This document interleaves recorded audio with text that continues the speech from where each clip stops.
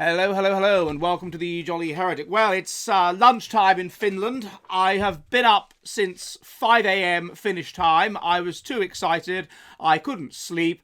I thought Trump was probably going to win, but I daren't say it out loud because I thought that, well, they might rig it, and also I just don't want to jinx it, frankly. At situations like this, one gets rather superstitious. And here, I basically think he's been allowed to win. He's been permitted to win. And I'm going to explain in this video why. But before I do that, could you please subscribe? Could you subscribe here on YouTube and leave a like and a comment and whatever? It helps me so much if you do that. And could you also subscribe to my Substack? That's jollyheretic.com, where I have in-person interviews, where I have longer videos, where I have transcripts of the stuff I do, where I have all kinds of interesting stuff. And where if you like what I do, you can support me for the cost of a pint of beer a month, or should that be a lot of cups of tea in the morning. But okay, back to the video. So what has gone on here? Well, as I argue in my book, The Past is a Future Country, The Coming Conservative Demographic Revolution, runaway individualism, i.e. leftism, can only go on so long until it reaches a wall, and that wall is reality. If you go on and on about the importance of equality and harm avoidance, and you ignore issues such as sanctity and cultural unity, you ignore obedience to authority, and you ignore in-group loyalty, then you're playing down very important things, such as dealing with crime, such as dealing with violence, such as the good of your own people. And this can only go on until it reaches a wall, and when it does so, there will have to be a backlash. At the same time, if you are the deep state, if you are the people that are really pulling the strings, you kind of understand that. And you realise that it's rather like the magisterial Reformation versus the radical Reformation. You can't let things go too far. Left wing and a disunited society and violence and a sense of dysphoria is great for maintaining your power base up to a point, but if it gets to a point where it's too chaotic, then you might get a revolution. You might get the breakdown of your power, so you have to do something to stop that from happening. You have to, as it were, not so much put woke away, but limit woke, stop it from going too far so that your power really is destroyed. And I think this is what's going on here. The continuous leftism that we've had for such a long time, and particularly since the George Floyd insurrection, has come up against a wall. It's gone too far for most American people, and it's gone so far that people that are running things, the deep state or whatever, are concerned that there will be a very serious backlash, which will result in undermining of their power and a serious change and serious instability, and even perhaps the breakup of the United States. And that's the one thing they don't want, or even if they accept it will happen, they want to postpone it. They want to kick it into the long grass for as long as possible. First of all, clearly, we have economic chaos in America. Prices are far too high. There is economic chaos, and this would only continue and only get worse if Kamala Harris had been allowed to win, where there would just be continuous mass immigration. It would just get worse and worse and worse and worse.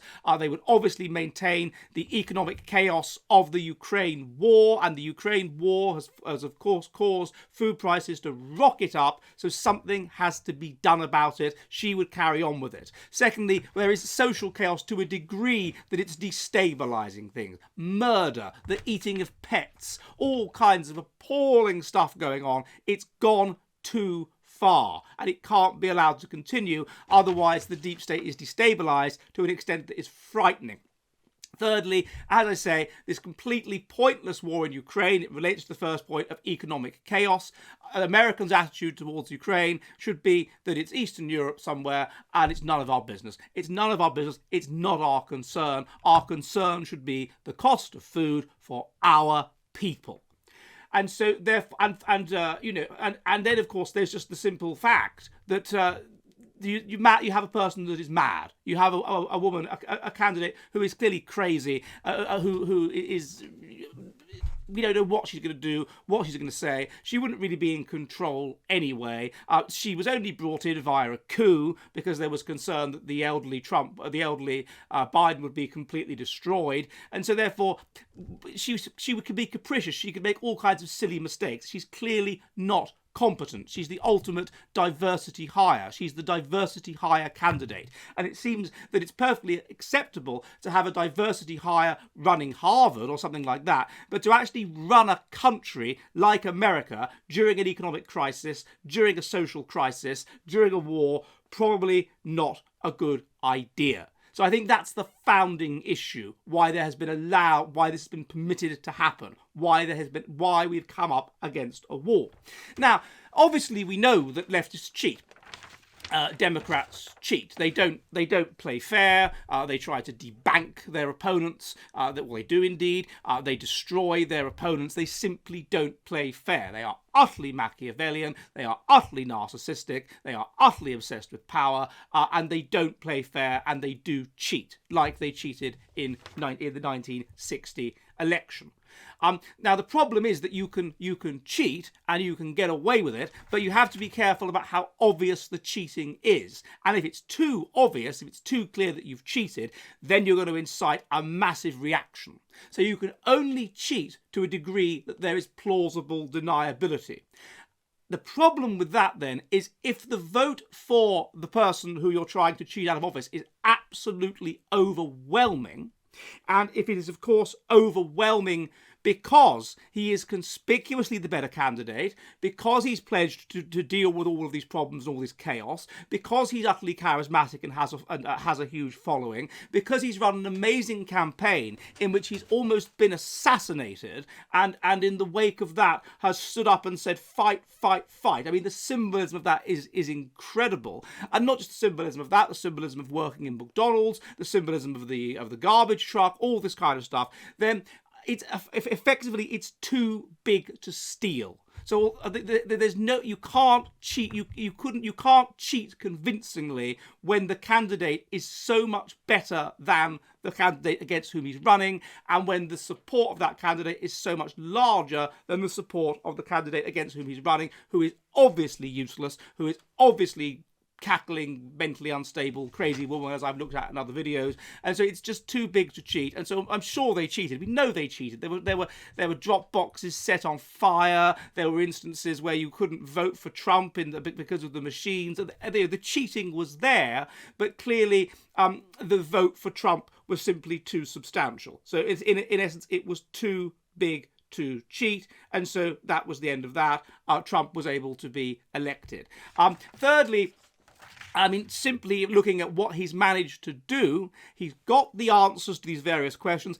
She's obviously just seen as a DEI hire attachment to the previous nonsense government, where there was someone that was senile, that was put in charge during a crisis, during COVID. And this is again important. COVID permitted cheating. COVID meant you could have lots and lots of postal ballots. COVID meant there was this pressure, there's all these difficulties going on to negotiate, and COVID meant that you could get away with cheating much more easily. In the absence of COVID, of course, the scrutiny is greater and it's much more difficult. And I suppose you could even argue that the woke elements within the deep state might be happy about this because they know there's going to be an economic crisis, and much better that the right, that the Republicans are running the country during an economic crisis where things get really, really, really bad, and then they can come in later when the economy's on the up, and get elected that way. So better to lose this election, better to put up a completely useless candidate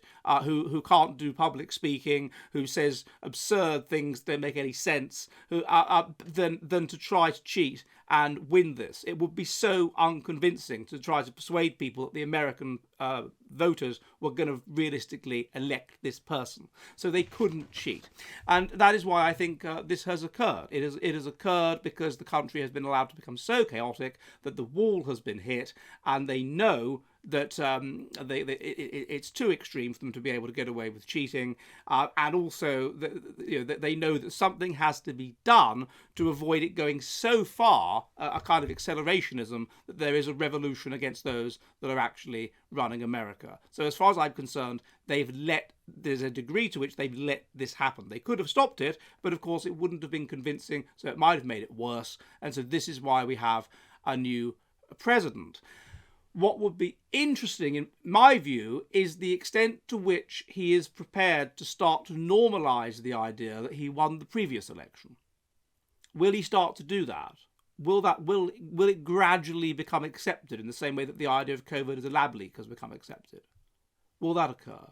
And also, when you think about the fact that he's got so many important people on his side, I mean, such as Elon Musk, and he's won the Senate, and he's had his fingers burnt from the first time in power, I wonder if he really will do some very serious things to make America great again, and therefore, by extension, Finland and the rest of Europe, who will slavishly imitate what they do. I wonder if this could be a kind of silver age, perhaps. I don't know. Perhaps I'm too excited.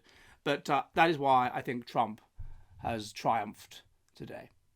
Are you ready for the future of the West?